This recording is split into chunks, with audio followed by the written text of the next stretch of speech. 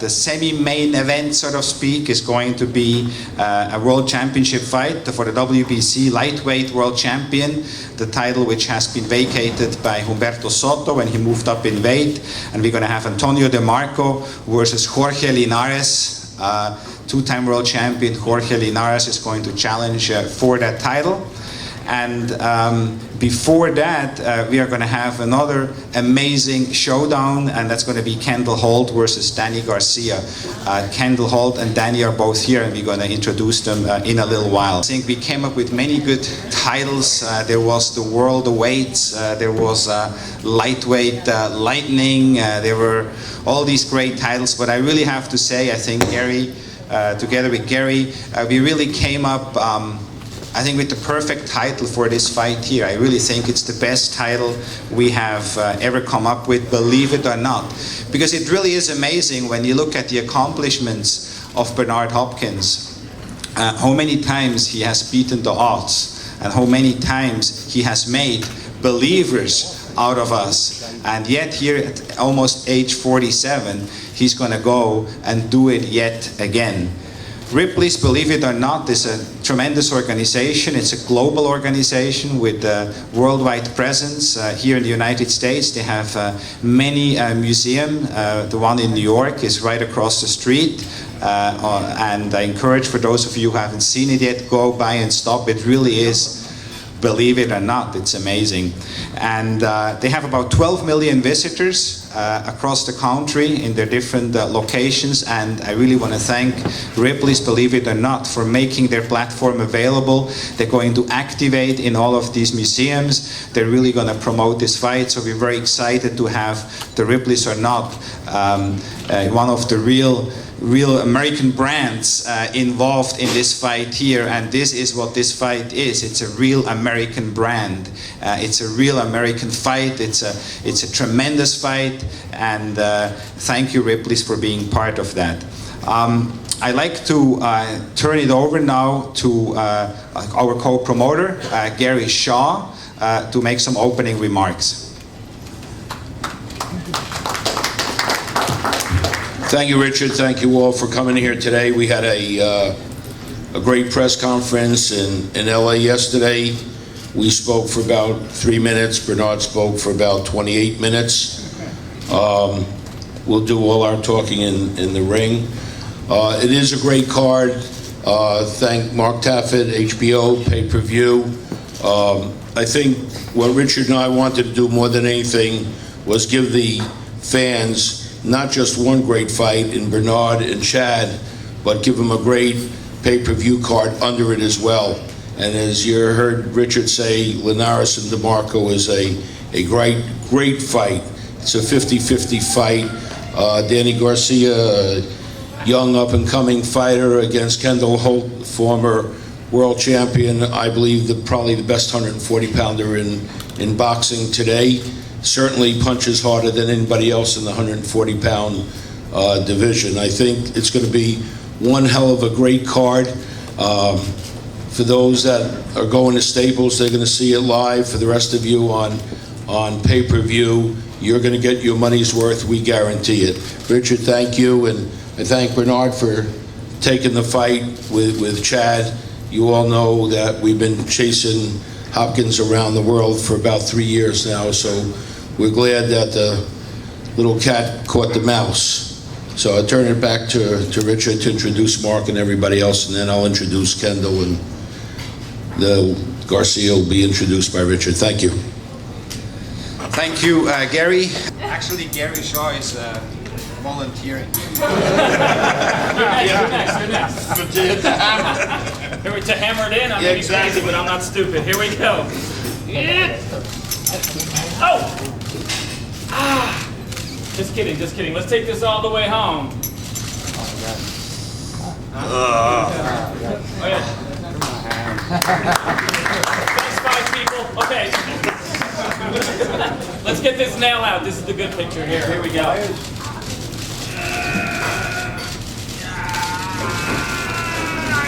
Yeah!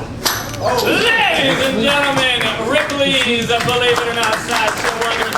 Times Square, come and visit us. We do live sideshow all day. Like I said, short and sweet. We're just glad to be a part of this event. Thank you guys so much. Thank you guys. Don't try it at home. Don't try it at home. Wow, believe it or not. No, thank you very much. That really was quite a display. I wanna just quickly mention as well, for those of you who are going to be in Los Angeles, in or around Los Angeles, the ticket prices are starting at $25, which is amazing for a boxing event in one of the premier venues in the world at Staples Center. And we're really excited to be at Staples. Staples seems always to elevate the events, and we're excited to be there. I'd like to thank Tim Lawicki, Dan Beckerman from AHE for their commitment to make Staples Center available, and I'd like to thank Jose Suleiman as well from the WBC for sanctioning the fight. First of all, I want to thank God for making it happen for Danny. You know, it's been a pleasure since he was a child to see him grow up to be this kind of athlete. I mean, a lot of people don't know Danny. Danny's a top fighter. They just haven't given him the point, you know, to him to get there. But now is the time for Danny Swift to shine. And I tell you, October 15th, Danny will become one of the top junior welterweights of the world. Believe that. When I'm telling you, when Danny was born, I knew Danny was going to be a champion. When he was a little kid, Danny, I used to say to people, he's going to be a fighter one day. People used to look at me and say, you crazy. How you know that? I say, he was meant to be one. Believe that, he's going to be a champion one day. And today, that's where he's going to be. October 15th, Danny will become one of the top junior welterweights. We're not underestimating Mr. Campbell Hawk. We're not going to take him lightly, but I hope we don't take Danny lightly. And I'm going to let you guys know this, the press. These American fighters here. These American fighters, these the ones you got to make, the American ones. They're the ones that go out as amateur, red, white, and blue, represent our country. You know, that's the problem with this country right now. They don't get these guys the props they need. These guys go out in the amateurs, they get booed on, they get spit on as amateurs, top amateurs, American fighters they are. When they come to America, they don't get the red carpet that you're supposed to give them. You, the press, that's the ones. Got to get these guys the props. Not overseas fighters. They don't represent the red, white, and blue as amateurs get punched in the face by grown men when they're 17, 16 years old. These are the guys right here, the great champions of America. This country, the great country of America. And believe that, this is going to be the fight of the night. Bernard is a legend. Bernard, my family trained with him as an amateur.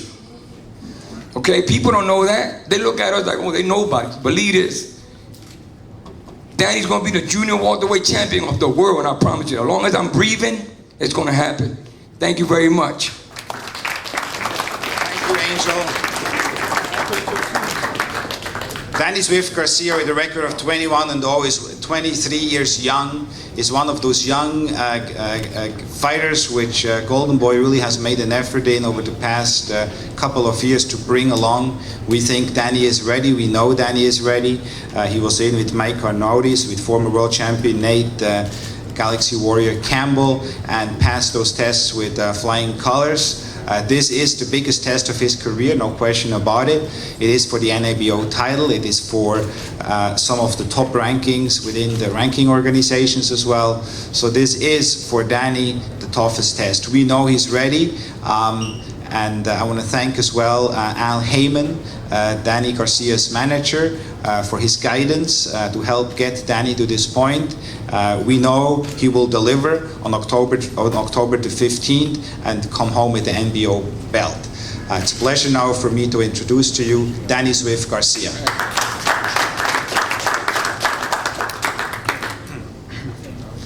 First of all, I want to thank God. I want to thank Golden Boy Promotion. I want to thank Al Heyman. I want to thank my family. I want to thank all the fans. And like my dad said, growing up, 10 years old, I started boxing. Been boxing for 13 years. This has always been one of my dreams, to perform on the top level like this, top stage, HBO pay-per-view. And you know, like Brother Nazim told me when I was young, everybody gets their chance to eat at the table. Everybody can't eat at once. And I remember that since I was a little kid. I couldn't win nationals. I was like, man, why can't I win nationals? Nazim told me one day, you know, you will eat. And I think this is my time to eat. October 15th, HBO pay-per-view, me against Kendall, Holt, great champion, former champion. But I think it's my time now. I came too far. I sacrificed my childhood. I sacrificed everything I had. I stood away from a lot of bad things in life. Just stood on the straight road, and I feel like this is my time now, October 15th, and I just want everybody to watch. Thank you.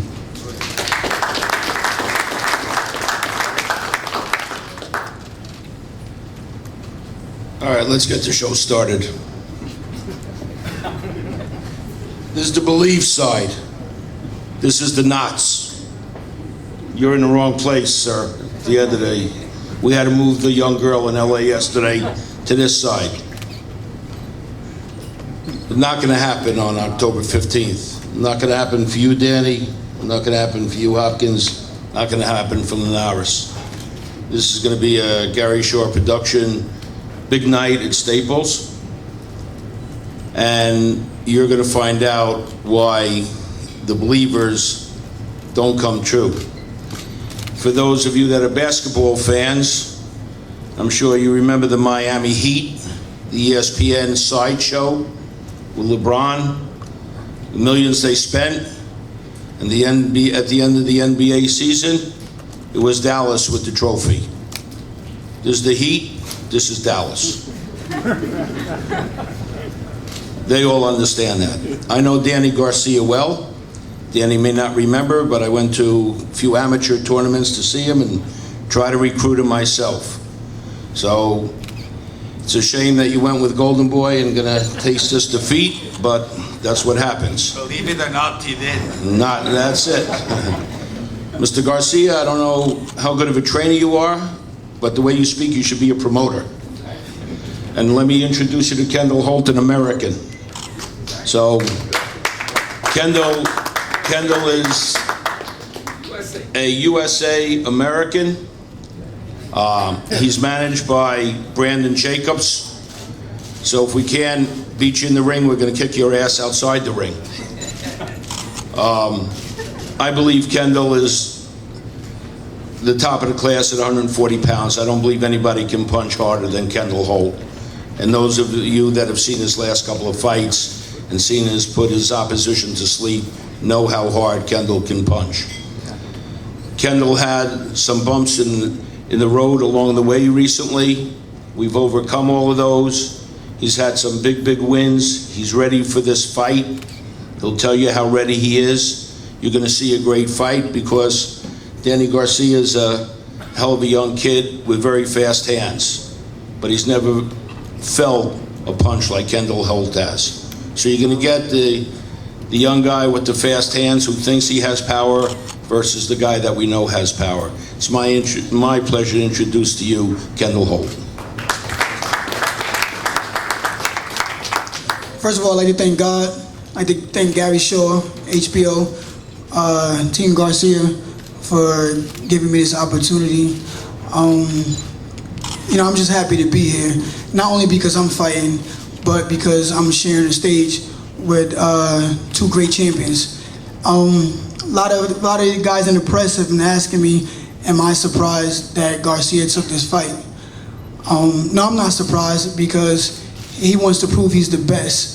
In order to become the best, you have to beat the best, and I am one of the best. I've seen Danny Garcia when he was coming up. I've seen him fight before, and I looked at this kid and I said, this kid has a lot of potential, and you see him fight, and you quickly, if you ever seen him fight, I became a fan of his. I can't wait to see this kid in the future. But Golden Boy's done a good job with him, bringing him along, getting him in the right fights. Up until now, they fucked up. Like Gary said, I stumbled, but I know what it takes to get to the stage. I've been on this stage before. I know what it takes to get here, and I know what it takes to keep going. Garcia, I've seen you fight. I like the way you fight. Your father did a hell of a job with you. Golden Boy did a great job with you two, picking the right fights. But I don't know, who's over there doing the matchmaking, but this is a bad choice. Bad choice. But I know a lot of people out there asking me what's my game plan for Danny. My game plan is to go out there, throw some fast, hard punches, hit him more than he hits me. Basically, I'm not gonna tell you. Don't ask me. Don't call me. It's gonna be a great fight. On both sides. Of the Miami Heat side and Dallas Mavericks side, you have, the crafty veterans versus the young guys. And we being the young guys, we're gonna win. We're gonna win spectacularly. I like Chad. Chad's one of my favorite fighters. Bernard, I learned a lot from you. Brother Nassim learned a lot from you. You guys mean a lot to the sport, and it's gonna sadden my heart to see Chad walk away with that belt. And Garcia, you will become champion one day, and like your father said, you will become a top fighter. It just won't be October 15th. I don't know why he kept saying that date, because on that day he fights me, and on that date, it's his biggest step up. And a lot of people stepped up their first time because they thought they was ready. They didn't know they was ready. Thinking comes from not knowing. I know I'm ready. So I'm gonna conclude by saying, you already know me. I don't back down. I lay backs down. October 15th. Tune in. Peace. Still the negativity side turn here. We want to get rid of all the negativity first, and then we're going to go to the positive side, the believers. So, Gary, please. Okay, on behalf of the Knots, name of this promotion is Not, and Not. 4 fights, 4 knots.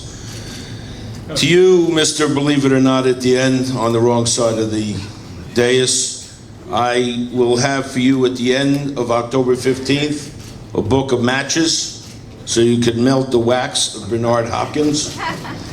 And I've arranged with Tim Lywicki of Staples to put a bronze statue of Chad with his hands raised right next to Oscar's.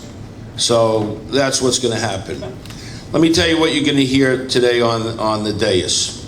And Brother Nazim, I have all the respect in the world for you. You know that. And Bernard's been a friend of mine. He said in LA for 10 years. Shows you how old he's getting. I started on the commission in 1971 in Atlantic City and did his first fight. So he's off by maybe 20 or 30 years of our friendship and relationship, when he used to come out and not smile with those pearly white teeth, but had that shit over his head and his crosses and 2 huge fucking guys, henchmen on each side, like he needed protectors. He forgot I remembered all that. So I don't think that was 10 years ago, maybe 25.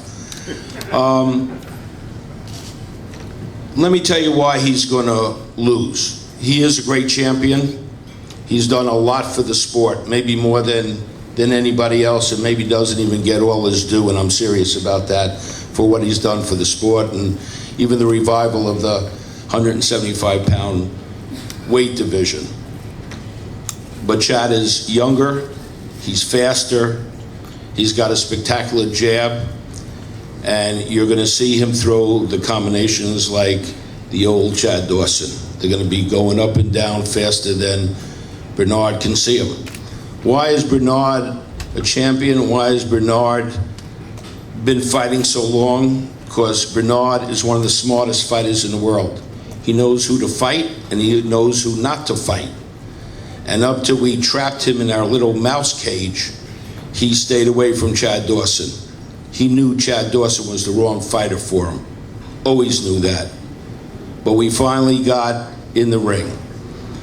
So today, Chad's gonna make a few comments, and then Bernard's gonna get up here and tell you how Chad shouldn't have his family there and try to get in Chad's head like he always does, because he's the master of head games. But he's not gonna get in Chad's head. And he knows that. He knows that from the face-off yesterday when he was talking shit to Chad, and Chad talked right back to him. Those days are over. Chad Dawson made Jean Pascal. And then they fought, and Pascal became bigger. And this fight became bigger. And so now the two fighters are in the ring. But like I told you yesterday, Bernard, with all the respect, you're not getting in Chad's head. It ain't happening. That's good for Pascal in Canada. You're gonna be in California. And when the bell rings, Chad's gonna jump your ass, right from the beginning bell. You know that, and your trainer knows that. This is not gonna be one of those fights where you're gonna hold and grab and whatever. He's gonna be out there, and you're gonna be looking at that southpaw, and you know how you feel about southpaws, because I'm sure you remember Joe Calzaghe. It's my pleasure to introduce the not side, the fighter who will become the world champion on the WBC and walk away with the ring belt, Chad Dawson.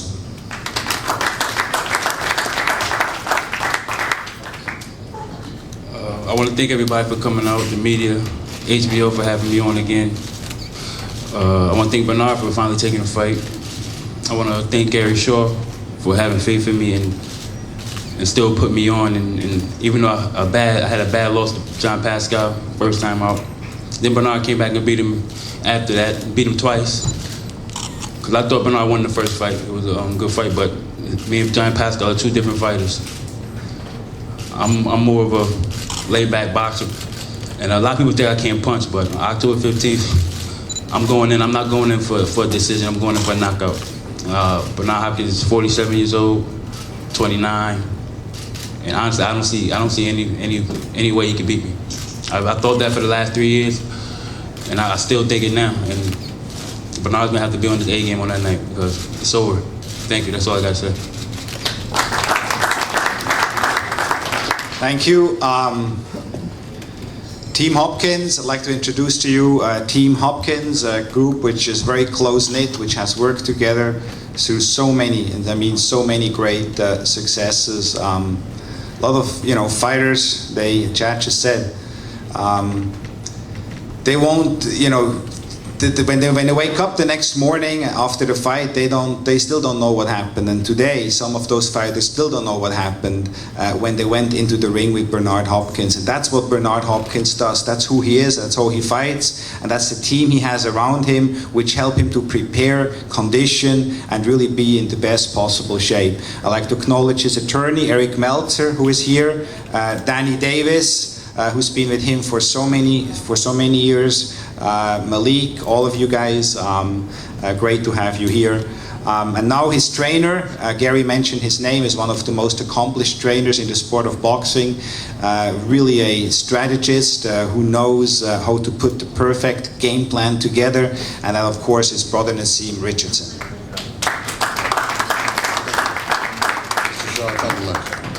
Assalamu alaikum. Quickly, I wanted to mention a few things. One is, make sure, please, I'm focused on Chad Dawson, awesome young fighter, but make sure in our room we have a monitor so that I can watch some of these kids on these undercards. Because I watch most of these kids grow up and they're outstanding. That Linares kid is a beast. I watched Kendall Holt, I watched Danny Garcia since he was a baby. Danny used to have a rough way to go, and I used to tell him, listen, we all gonna eat, we just all can't fit at the table at the same time. And I told him it's his time to eat now, and he's showing it. You know what I mean? So I watched Kendall Holt since he was a young fighter in the Golden Gloves. And I've worked with Chad Dawson in the amateurs and took him to tournaments, and a phenomenal young athlete. So I have a great deal of respect for these young guys, and this undercard is going to be awesome. I just want to say that first and foremost. Now, in regards to talking about Bernard Hopkins, you can't speak about this man with anything other than respect. If I was sitting across from him, I still couldn't have anything for him but respect. Because he is the reason a lot of these young fighters are on the card. Chad has been watching Bernard a lot more years than Bernard has been watching Chad. We know that. Because these kids grew up admiring Bernard Hopkins and learning from Bernard Hopkins. So you have to see the respect in the format that he laid before these young athletes. In that, I thought about putting some kind of plaque together, acknowledging my team, Danny Davis and Sharif and Malik and Moses and all the guys on the team. And I just couldn't come up with anything. I wanted to do something for Bernard Hopkins because I really don't think y'all understand what I'm saying. The old timers will tell you about Ray Robinson during that era. This is the era you're living now, Bernard Hopkins. And the best I can do, I couldn't come up with much, but I did something that I think, well, he can understand, because I've known Bernard for years. So I know he'll understand this if nobody else does this. The one thing I wanted to do is Bernard handed me this, my payment for the Pascal fight. He handed me this after the fight. And he was so outstanding, and I've just been trying to find a way to honor him. I just couldn't come up with anything. And what I was going to do, at least because I know Bernard for years, I'm going to hand this back to Bernard Hopkins and tell him it's been an honor, and that fight working with you was an honor, and that team working with these guys was an honor in that sense, that was enough for me. I mean, I don't know how to do anything else for you, man. Because what you've accomplished in boxing, I'm a boxing fan first. And what this man has done in boxing, to say you don't like Bernard Hopkins or you got a problem with Bernard Hopkins, that means you don't like boxing. Because this man has done everything. He's not only been a great fighter for years, he's been one of the great characters. He's been one of the great personalities. You reporters know, you know how many pages you've put out on Bernard Hopkins when there was nothing to write. You thought sometime to me, call Bernard. Because all I got to do is say, Bernard, give me a quote, and then you're going to need 2 more batteries in your recorder. And Bernard took care of you. I mean, but he was always there saying something inquisitive, something entertaining, but you can't remember any time he didn't say something that wasn't accurate. I argue with him all the time. I argue with him more than anybody else. And sometimes I just sit back and say, man, I don't want Bernard to be this right. You know what I mean? Because usually he won't stand up unless there's something accurate he wants to put forward. So this is what I'm saying. It's been my honor and my pleasure to work with an athlete of this magnitude. Chad Dawson is a great young man. I'm not quick to give everybody great champions and things of that nature, and it takes time. It takes time. I believe in Chad. I believe Chad, as a young light heavyweight, I've said he might be the most technically sound of the young light heavyweights. He may be the most technically sound. Pascal was definitely the most dangerous, as Chad found out. But Bernard has faced all of these things before. And what you have to understand when you deal with us and when you deal with our team, when I'm talking about my team, I'm talking about our entire team. When you deal with us and you deal with our team, we've taken that walk. You're not going to intimidate. There's nothing in boxing you're going to do that's going to intimidate us, because we've seen it. We're not going to be intimidated. We're taking that walk. It's ignorant to say, did you see him lose to a southpaw? Every reporter face I saw changed and known him for the years, because they're saying that's the only southpaw that's ever gotten past him. Ever. You cannot underestimate this man. You must speak of him in respect. This is a living legend. This is a great athlete. Everybody else, I remember years ago, a trainer told me, as a young trainer, old-time trainer told me, he said, every 20 years or so, something great comes along. Everybody in between there is just a good fighter. Eddie Futch told me that years ago. And what you have to understand, this is one of our legends. Celebrate him now. Let's not wait. Celebrate him now. I thank you for your time, and I thank you for your patience. I'm going to put my foot in his behind. I don't want to see the push-ups. I want to see the fight. I totally agree with you, Nassim. I think what Bernard has accomplished, sometimes it takes one to retire, be away from the sport, to really, for us, to fully appreciate what he has accomplished, to really embrace how special that particular athlete was. And that's what we see. We see a very special person, a very special athlete here with Bernard Hopkins. And for all of us to be able to see him either live at Staples Center or to see him on HBO pay-per-view on October the 15th is one of those moments we don't want to miss, because we want to be able to say, you know, we were there, we saw it. We saw it on pay-per-view, or we saw it at Staples Center, when yet again he took on a young, dangerous opponent and showed him, taught him a lesson, just like he'd done with so many before. When he fought Oscar de la Hoya, when he fought Tito Trinidad, we doubted it. We doubted that he's going to win that middleweight tournament. Trinidad was the favorite, and Bernard Hopkins made believers out of all of us. Antonio Tarver, another one moving up and fighting the undisputed light heavyweight champion Tarver. Look the number he put on him. We were sitting there ringside and in awe. We watched him perform at an amazing level. Kelly Pavlik, same story. We all doubted him. We all thought, no way he can beat that young, undefeated Kelly Pavlik. And yet he did it, and he put the number of him. Kelly Pavlik, I think, was never the same ever since. And he was standing there on the ropes, looking at all of you media members. And, you know, his eyes were speaking volumes. I think what he did, he made believers out of all of us. Out of all of us in here, except maybe a couple guys on my left. But those couple guys on my left, believe me, they will be believers as well come October the 15th. And, you know, the very nice remarks, Gary, I almost felt I'm going to have to move your chair over here, but we're going to do that at the post-fight press conference on October the 15th. We'll move everybody over here. But it really is a pleasure. It is an honor, and every single time when I have that pleasure and honor to do that, it still gives me the chills to introduce to you a true legend of the sport of boxing, an amazing athlete, an amazing human being, Bernard the Executioner Hopkins.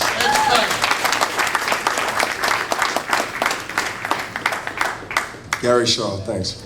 First, glad to be in New York. As you heard earlier, I had a lot of great achievements here in New York. So I don't really have to repeat it. I see a lot of faces, a lot of reporters. I see the Tom Hauser, Bernard Fernandez, everybody.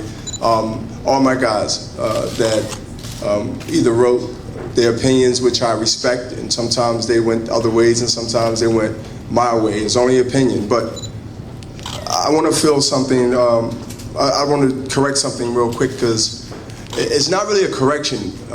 It's a lot of money here, and I didn't expect Nazeem. This is not, you know, we promote, but this wasn't in the plan, and it's someone out there in some place, not out in this crowd, but that we can take this lot of money and donate it to a situation that Nazeem feels that need to be supported, whether it's breast cancer, which my mother passed from, which is anything that his family might have suffered, and we can take it and do something good. So I give it back to him and say that from you to me, or me to you, we'll take this money and put it in a place where it can be productive and a worthy charity.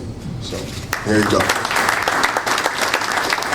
And Nazeem spent a lot of his times in camp, and we're gonna talk about the fight real quick, but I wanna say that Nazeem, you know, was not in camp the whole 90%, but we managed it on the phone, and Moses and Danny Davis and of course Sharif and my guys, we held it down, but Nazeem has paid such a price being in my camp.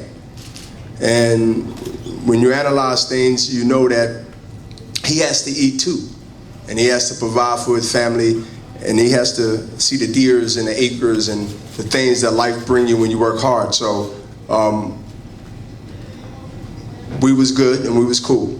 So basically, feel that he's getting his pay no matter what stage of that and what time he put in this fight, next fight, whatever. But he would be here from day one to the end to do what we have to do. And my team will come up with a plan that we already really had, but we would add more to it as time go on. I'm not getting bored with this press conference and things because I've been doing it so long, over 20 years. But I always have something to say, because every time I fight, I want to be able to say something that the world and the media has to remember, or at least look out for. When you get tired of making history, and when you get tired of competing, you can be in denial, but you will get exposed. One thing about boxing, than any other sport, basketball, you can call timeout if you're tired. You won't say you're tired, but you just need a break. Football, you can call timeout. In boxing, either you fight or you quit. They're the two things that can make and break your life and your career as a fighter. And some never recover from that. I am not a proven example of that, but I have proven that with other people. No names, no blame. We ain't gotta mention names, but they haven't been right. There's not too many fighters that people can fight and say, you know, every time we fight that guy, Every time that guy fights someone, it seems their fighter never be the same. They're different, or they never recover. That's the chance you take when you fight a Bernard Hopkins. Now, you hear Chad Dawson, you hear Kerry Shaw, you hear everybody saying their opinion, and this is promotion and all that, but I believe they're real about what they're saying. The only thing they're wrong about is I duck no one. Boxing world is too small to run. What I've done is use my Fox mentality and curated something in the light heavyweight division that was missing after the Bernard Hopkins and Joe Galzaki fight. As a southpaw, for the record, I am 12-1, and the one loss is a split decision to Joe Galzaki, which most people would say I won that fight. But nevertheless, it is what it was. I love fighting southpaws because I'm very unorthodox myself. I don't do things regularly, and I'm not a regular fighter. Case in point, look at my history. Look at my record. You take Chad Dawson and you take my resume. We've been applying for a job, right? Okay. Okay. Harvard Community College. And who you gonna hire? Now, no disrespect to community college because they mostly in the inner city, if not all the time, and they do help stepping stone and get there, but y'all know what I'm saying. We having fun, but I'm letting you know that I'm not ignorant. I know that it plays a good role where it sits, but you're hiring these two individuals, or at least make an attempt to hire someone, and I'll give you my resume, so I don't have to bore y'all with my resume. These faces are common to me, y'all. My face is common to most of the reporters, if not all. But I still have the fire and desire to beat up the so-called fighters that claim that they know it all. And so anybody that's 40 and up club or knocking on the door 40 or they 35, you still can get in, you feel like you're 40 for some reason, welcome. Welcome to the 40 house. Because at the end of the day, one thing that age and wisdom, it can't be compromised. Now the physical can, depending on who you are. Chad Dawson has two problems. He have a guy with a PhD in what I do, and he also got a guy that said 46 on the birth certificate, but it can easily be argued he's 10 years younger than that when it comes to the physics side. Now I am not the same person I was at 26. But I don't feel nothing like the 46 that someone might feel or younger in this building today. And I boxed for 20 years and 60 plus fights without even adding in the amateur fights. So again, I don't want to bore y'all with things you already know about me. 1988, I started my career. I believe Chad Dawson basically wasn't in existence, rather, as far as boxing. 1988. Chad Dawson, had Pampers on. Well, I like to say diapers on, but whatever it was, I'm fighting another young, strong, tall, light heavyweight. And so I don't want to downplay that I'm that spectacular where that doesn't play a point. Because me and Father Tom, we always debating whether this the time or not. Oh yeah, I get cramps. I get aches. I'm human. Trust me, pinch me, I'm gonna say ouch.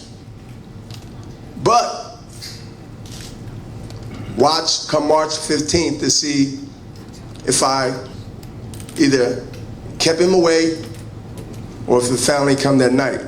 I think that's what I gotta tell people, that I'm human and I'm willing to take that chance. I'm willing to walk that tightrope without a safety net in the air to say that this what fighters mean and this what fighting mean to me. Because if I fight someone that's my age or close to it, y'all not interested in that. But to be daring and to be brave takes courage. And I could have easily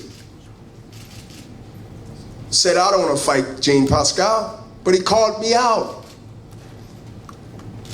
I'm home in my rocking chair, minding my business. Nice cup of hot chocolate. He calls me out. So, Chad, I had no problems fighting you back then, but what did that do for me going forward? I know I can beat him. But what's after that? Now we got a story. We got a build up for controversy. This is what TV loves. This is what promotion about. So Bernard Hopkins really did Gary Shaw the promotion, and Chad Dawson, they didn't understand it then, I did, but they understand it now, really, that I started really a buzz again. Think about it. The light heavyweight division is alive and pumping right now. Why? It's because the 7-8 push-ups, but it's because of the activity of the last 2 fights. He had a chance. Chad Dawson had a chance to stake his claim in Canada. I went to Canada voluntarily. I could have had that fight in Staples Center, which this fight is at come October 15th. But he fell. So he gets another opportunity to do it again, Richard. He get another opportunity to do it again, Gary Shaw. He get another opportunity to prove. Remember, he was there already. He fell in Canada. I rescued the division and brought it back. And now he has a second chance to prove his worthy. And after October 15th, he shouldn't be on nobody's ratings in the top 10 in any book. And if I see it, you need to retire. Because he gets his second chance. And the second chance is going to be very painful. Because I know me. Chad know him. And let me tell you, I got a rule book that I'm going to systematically break down. And when he realized that this fight is not the fight that he was looking for, that's the game changer. We don't need 12 rounds for that. We just need a round or 2, 3, whatever. But as long as he bring his game, I want Chad not to be the laid-back Chad. He mentioned laid back. Watch what people say. They tell you normally what they're going to do or how they think. Because he's right. I don't want you to be laid back, Chad. I don't need you laid back. Listen, to be laid back on an old man, it's not good. You're doing me a favor. So again, I'm going to give him something to work against me so I can be better. Because I'm a great dancer. But if my partner is an okay dancer, makes me look bad. And then y'all write about the boring fight. So Chad, we get a chance because my last 2 performances, they loved it. They'll tell you. And so your last performance, you showed heart, which you have, and you showed ability, which they say and which we say. But now let's both together work together to see who whoop whose ass the worst. And it helps what? It helps, first of all, us, and definitely the winner, but it put the light heavyweight division back in the eyesight of the junior welterweight, the welterweights, the hot divisions in boxing right now. So I'm letting y'all know, this sounds like a plea, don't it? Because he's laid back. And I don't want y'all to say that, hey, the guy's laid back. He's promising y'all, and he can say it himself, I believe he's promising y'all that he's going to be out of character. He's going to be what his name says, not what his personality shows. Bad Chad Dawson has to be bad come October 15th, or he's going to be embarrassed. And no man that's a real man wants to be embarrassed like that. So enjoy the show of the undercard and enjoy me while I'm here. Because Nazim said it, and it's not a cliche, this is real. Because I can walk away after the victory and say, I'm done, there's no more fight or whatever. Okay? I don't do what I'm supposed to do, y'all gonna write me off. We all know, look, No game, no blame. Fair game. Well, how can I be bitter if I don't perform? I'm 46 years old. There's no tomorrow. There's no, oh, give me another shot. First of all, I'm too dangerous. I'm too unpredictable. And second, I don't want to risk that because I feel I still got things to do in boxing, physically. So I won't and can't lose this match. And Chad, please, yes, I said please, be out of character. Be bad Chad Dawson, because that will bring the best out of me. And that's what Gene Pascal did. And that's what brought the best out of me. If not, I gotta find a sparring partner that's gonna replace him. One way or the other, I'm gonna be ready, y'all. But he will bring the best, and that will bring the best out of him, I hope. And guess what? We all win. Y'all win and the fans win. That's paying $55 in a recession not to see two guys dance. That's good money. So, thanks for being patient. Look forward to making history and breaking the great mongoose Archie Moore's title defense record at light heavyweight division. I believe when he was 47 or 48 years old, he defended that title a couple of times. That to me is impressive. I want that title. I want that record. I want that history. Thank you. Believe it, he will. Thank you very much. We are going to post the fighters now and make them available for one-on-one. Thank you.